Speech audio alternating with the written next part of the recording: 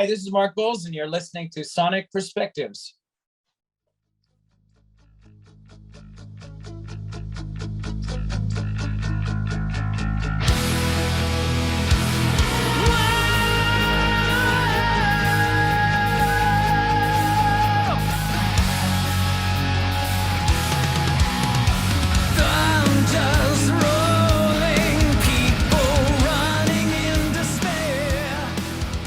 Hello, everyone, and welcome to another interview of Sonic Perspectives. I'm Rodrigo, and my guest today is the incredible singer Mark Boals. Mark, thank you so much for joining us.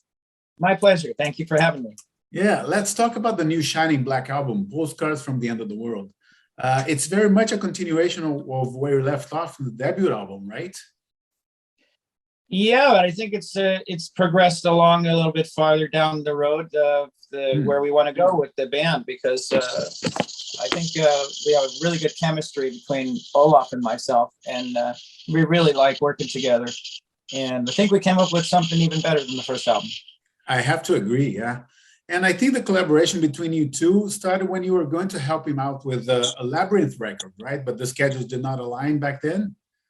Yeah, and I'm glad he came back to me, and we got another chance to work together, because I had never worked with him before, and I wasn't able to do that record with them back then.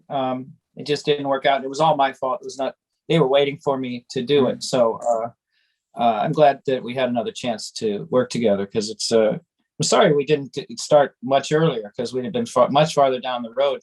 I had no idea that we'd click so well. Yeah. And I think I could be wrong, but I think the fact that the two albums were released like this close to each other suggests to me that you have bigger plans for this band. Am I right in assuming that or not? Yes. We started making the first album as a project, but we really love working together so much. We can't wait to go play some shows and make it into a real band, because that's what it takes. You can't just put out albums. We need together. And I think, it's going to get better and better as time goes by. Okay, so there's definitely plans to like put a show together and go out on the road? Yeah. Yes, we are trying at the moment to start off in South America and Japan. Okay. And go from there. So awesome. Yeah. We have some offers for those two places already. So good stuff. Does that involve Brazil by any chance? Because that's where I'm from. Oh, really? I thought I'd recognize the accent. My wife is Brazilian. Oh, is she? Okay. All right. She's from Sao Paulo. Where are you from? I'm from Rio, but I live in Toronto now. So. Okay. Yeah. It doesn't sound like a Toronto accent. It's a mix. Yeah. But it's a very familiar one to me. I have a lot of friends in Brazil, obviously, having family now down there with my wife. So I love Brazil. I love Brazilian people. Very cool. Very cool. Yeah. And let me go back to the album title for a while, because it's quite the premonition there, Postcards from the End of the World. Everything, like considering everything that's going on right now with Ukraine and COVID, I mean, how far back did you think of the title? Well, it was during the pandemic, which was bad enough, Yeah. And I definitely don't want to take credit for things getting worse. That wasn't our plan. Of course. I really hope that all this massive situation will end up making people care more about each other and become more caring about the rest of the world, and not just about our own little circle of life that we have. And we're so blessed with in USA and in Canada. We have a life here that people would love to have that don't have it in many parts of the world. So I really hope it helps people come together more. In the end, right now it doesn't look good, but that doesn't mean anything. It can turn around. Absolutely. Yeah. I saw a sign the other day saying that, we're lucky to live in a place where the only thing to complain about is the weather, right here in Toronto. So that's very much true. Yeah. Well, or gas prices. yeah, absolutely. For sure. Yeah. Yeah. It's going to get better. Yeah. Yeah. And I believe the first single is also the title track, and the second one is more in the power metal vein. It's 100,000 Shades of Black, right? Right. Yeah. Very cool videos that you made for both songs. Oh, thank you. Yeah. Thank you. Yeah. We had a bit of a fight with Frontiers about the singles, because there was some other songs that we liked even better. than, well, we definitely wanted to do Postcards, but and we like, I mean, I love 100,000, but there was some other songs that we liked even more, but hopefully people will get to hear those too. Yeah, I love, for example, We Are Death Angels, which is pure metal by contrast, right, with the other ones. Yeah, a lot of my friends like that one. Yeah, and like Leaves of November, for example, which has a ballad kind of feel, but also prog elements here and there. It's a bit of everything on that song. So right. Yeah, it was fun. It was really fun album to make, and came together flawlessly without any problems at all. So Olaf and I are really good friends, even though we haven't technically met yet. But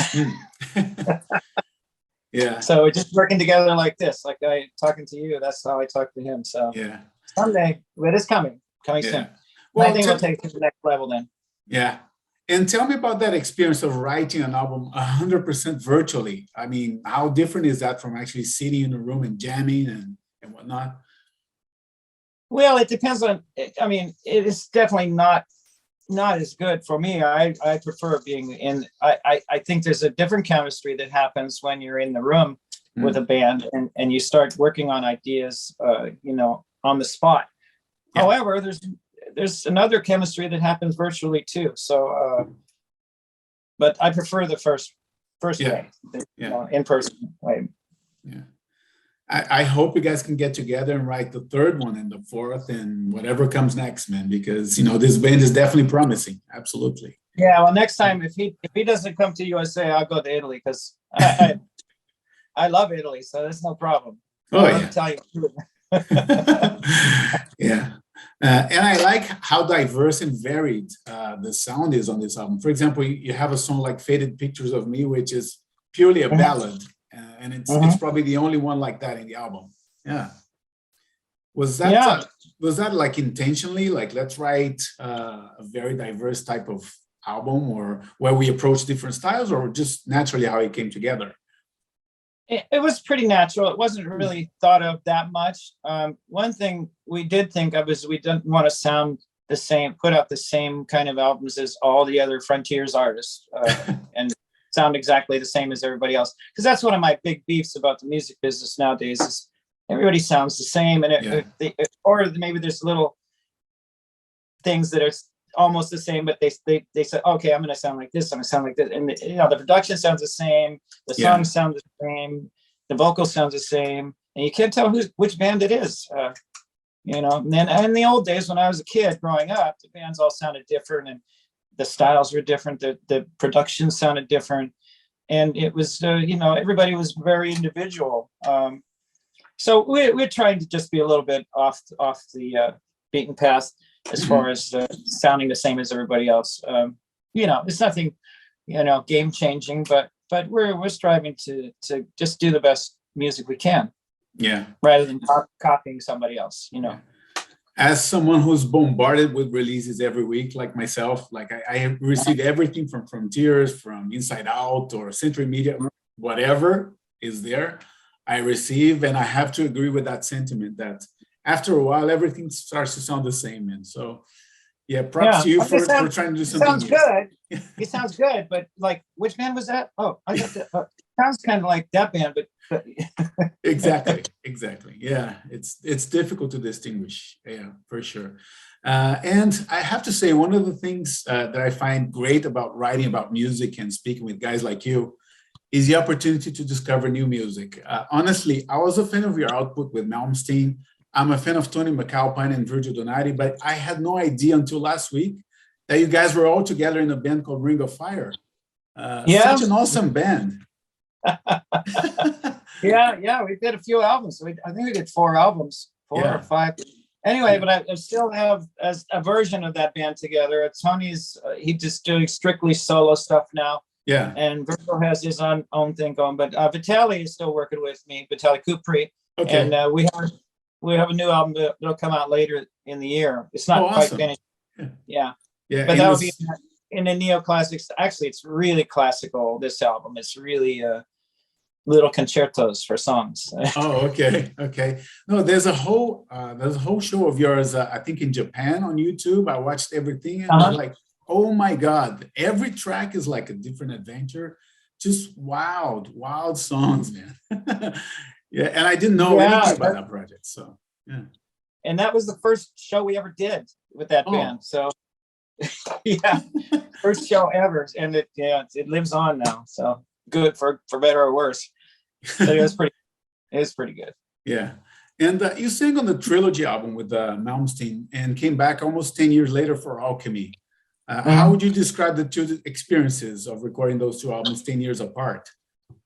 Well, they were very different because the Trilogy album was the first album I ever did in my life. So it was the first time I was in a big studio. Oh, okay. We were Village Recorder, a very famous studio in LA, had a big budget and lots of wasted money and wasted time. But it was my first experience in the business. I didn't know anything. I didn't know anything about it. And when I came back 10 years later, I thought the experience with Malmsteen was not particularly satisfying as far as a lot of things. Musically, when we played live, it was really fun, but other aspects were not. So I thought 10 years later, he'd be a little bit easier to get along with and maybe matured a little bit. However, it wasn't the case, really. He's pretty much the same, and I think he's still the same even nowadays as he was when he started out. He's pretty much just he's one of the people that doesn't change, you know. Yeah. So I had more experience the second time around, and we did a big tour with a really good band with Tommy Aldrich on drums, and the tour was really fun. Right. And I went away again, and it came back a few years later and did a couple more albums with him. Anyway, I'm proud of my work that I've done with him and with everybody. So yeah, I actually talked to John Macaluso a lot on Facebook, and we're planning an interview soon. And he has fond memories of touring with you. Yeah, I love John. He's a great guy and a fantastic drummer, man. And he's funny. He's super funny. He is. We laugh a lot. Yeah. Yeah. And I have to say, Trilogy is obviously a fan favorite, but there's a song on Alchemy called Leonardo where your voice goes into the stratosphere, which I love. Yeah, Yngwie was pushing me. He kept saying, do it again. Do it. Sing higher. It's not high enough. Sing higher. Nah, got to be more aggressive, more high. No. What is that note that you hit on the chorus there? It's just insane. Only dogs can listen to that note. Yeah, it should be kind of illegal. However, I've had Japanese people say, "Oh, I had a pain in my neck. I listened to that note. It made it feel better. I fixed my neck." That's crazy. Yeah. That's the kind of things you hear from fans. Awesome. And I think, yeah, go ahead. Well, John Macaluso, I have a picture of him that's really funny because when we recorded the Alchemy album, we were in the old Bee Gees studio in Miami. I forgot the name of it now, but he was sweaty. They had him, I don't know, they gave him a hard time. And he was sweating so much, the headphones wouldn't stay on. So he tied a microphone cable around his head to hold the headphones on when he's playing. Amy is pushing him back. Play more aggressive. Play that more. No, more. Blah, blah, blah, blah, blah. And I picture him with the microphone cord tied around his head. That's funny. I better not show that to anybody though. He might get mad at me. No, he's a cool guy. He's gonna love that we mentioned him. Absolutely, yeah. And I believe you opened for AC/DC while singing with Yngwie a couple of times, right? Did you have a chance to interact with AC/DC, and what were they like? Yeah, super nice guys. They're a machine. They were, and they're still together. Yeah. The ones that are left. And Brian, the singer, I hung out with him a lot. He was really a funny guy, super funny. We drank a lot of Jack Daniels together and laughed a lot. And I became friends with that bass player too, Cliff. And yeah, he was a really cool guy too. I met Angus and Malcolm. Were really cool, but they're kind of quiet. They're kind of quiet guys off stage, Right. Malcolm was kind of the boss of the band, actually, and nobody thinks of that probably, but yeah, he kind of ran the band, and I'm sure they miss him a lot. Yeah. But they were really cool guys. It was really together. It was like a machine. Everything was spot on, perfect every night. And we did two full tours, 2 full USA tours with them. So it was a lot of shows. Mm-hmm. And they were also the loudest band on stage of any band I've ever seen. Stage volume, not out front volume. I'm talking on stage volume. Okay. And that's why, I mean, Brian, that's why he's losing his hearing. I mean, yeah, even with in-ears in, it's too fucking loud. I mean, sounds great though. I think he kind of recovered now, but yeah, he suffered with that for many years. Yeah. Yeah. When I first met him, he gave me a copy of his a single that he had, a band that he had, what were they called? Jordy. Yeah, Jordy. Yeah. He said, listen to this. This is what my voice used to sound like. Now you see what they did to my voice. Listen to what they did to my voice. Yeah, well, he had a totally different register back then. It was more like Slade type of band, right? Yeah. Yeah. Very cool. Yeah, he was a very cool guy. I have very fond memories working with him. Yeah. Yeah. And tell me about the time you spent playing bass with Dokken. I mean, you helped Don a little bit with the backing vocals, right? What kind of memories do you have of that time? Really good memories. He's still a really good friend of mine. I did the backing vocals on the Broken Bones album and the new one that's coming out too. I just recorded the vocals at his place in Santa Fe, New Mexico. He lives on a mountain now in New Mexico. Beautiful place. And he's a really good friend of mine. And I have so much respect for his work, his early work, all the Dokken stuff. I was a huge fan when I was a kid. And so it was really fun to work with him. And I was able to, when I played bass with him, he would go down to the harmony notes and I would sing the higher notes because his range is not what it used to be. But he's still a very, very cool guy and fun. And stories. Just talk about stories. That guy's got more stories than I bet. He's like an encyclopedia of rock and roll history, you know? Yeah. And what I like about him is that he's genuine about his, the change in his voice. He doesn't try to hide or anything, right? No. Yeah. No, he's very easygoing. He doesn't take care of himself like he should. Yeah. Even though everybody tells him, including me, I tell him, but I don't be hard on him because it's his life and he's so nice. You can't be, just say, okay, do what you're going to do. You're going to do it anyway. Right. Yeah. And are you still doing the Raiding the Rock Vault shows or not? No, that, I did it for 5.5 years, around almost 6 years. Yeah. And that, there's great people in that show. Howard Leese from Hardy's Rock and Roll Hall of Fame, bass player from Bon Jovi, Hugh McDonald. And we had Doug Aldrich a lot of the time, and Dave Amato on guitar and Tracy Guns on guitar. It was really fun hanging. We had more fun hanging out backstage even than playing, but because everybody's got the stories and you have a little drink and tell stories and it's, we have to go on stage. Okay, whatever. Yeah, I spoke with Doug a couple of times, through many of his releases, including the Dead Daisies, and he's quite proud of his time with the Raiding the Rock Vault. Yeah, we had good times. He's a good friend. He played on my first solo album a long time ago. Yeah. So are you planning anything solo-wise at this point or not? A solo release? Probably next year. I'm probably going to start working on it after I finish the Ring of Fire album. I've not decided if it's going to be a solo album or a new band project. Okay. But it'll probably be a solo album. Okay. Got it. And is Foundry still a thing? Are you still collaborating or? Who? With who? Foundry. Oh, Foundry. Yeah, that's my local modern rock band that I have. We always out of Las Vegas.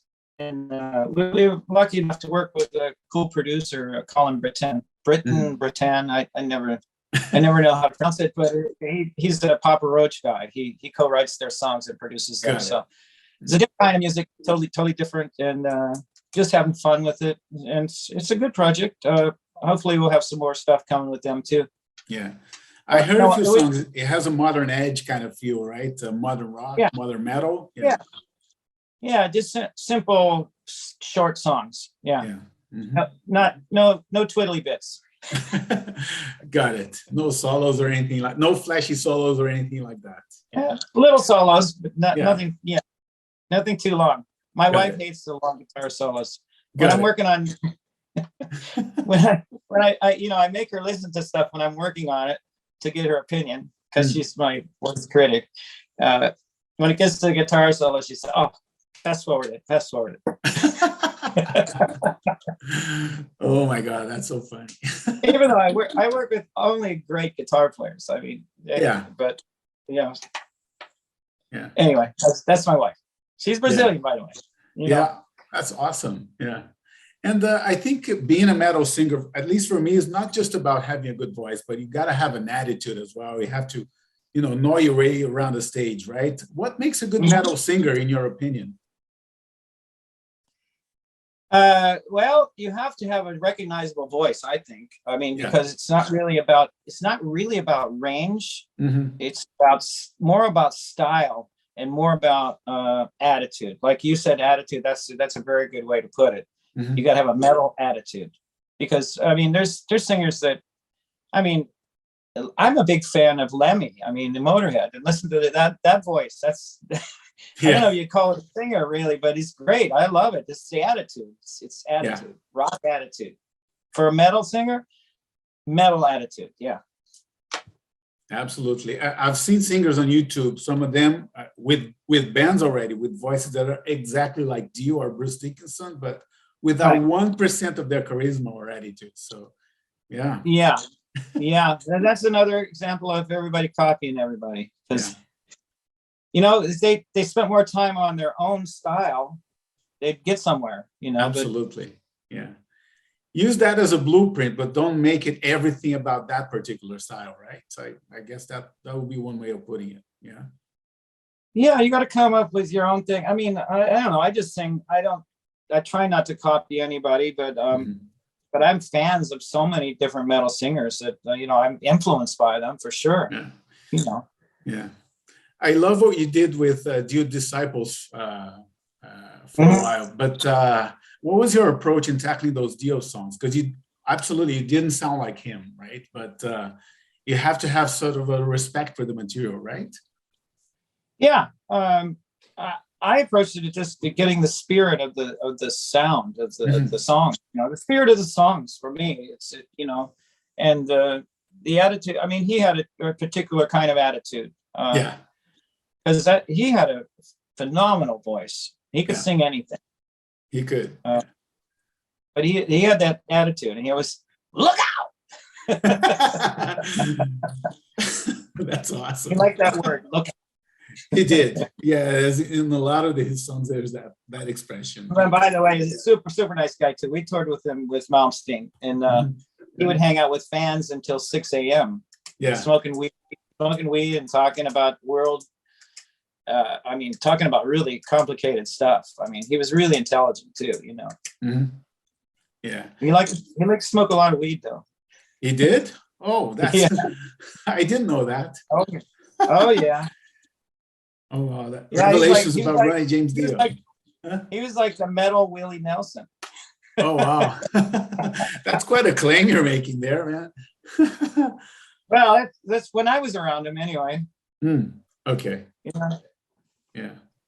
And I think, the music industry has changed completely from the time that Dio was around, and different from where you started, for sure. What would you say is the main difference nowadays, and how to survive in a competitive environment like that? I'm still figuring that out because, the physical product is not really, I mean, I don't even want to say it, but I don't really like CDs. I like vinyl albums. I wish you could just go back to vinyl albums. I think people can appreciate that more. Yeah. Because you can't have a record player in the car anyway. So you can listen to it at home because they don't have CD players in cars anymore. So they don't. Yeah. The streaming is much more convenient. And they're still figuring that stuff out. I mean, how to get paid from it and stuff. It's not very good right now, but I think it'll get better. I mean, yeah. But I wish they would release this album on vinyl. I've been pushing them to do that, and they're not so far. I might have to put it out myself. Maybe. I don't mind. Anyway, Yeah. I forgot what your question was now. No, in terms of like how to survive in an industry like that, you know, the way it is at this point, a lot of guys are actually giving up or having 2, 3 additional jobs just to make ends meet, right? It's Well, difficult. yeah, I mean, Yeah. I have to, I have to record. I'm recording and writing music constantly, but I don't mind that.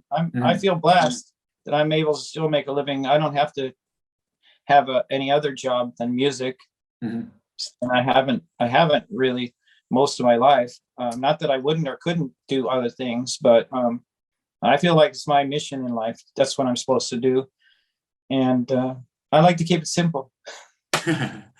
That's awesome. And in terms of live dates, what can we expect from Shining Black or otherwise? Well, right now it's probably going to be Shining Black. I might do some shows with the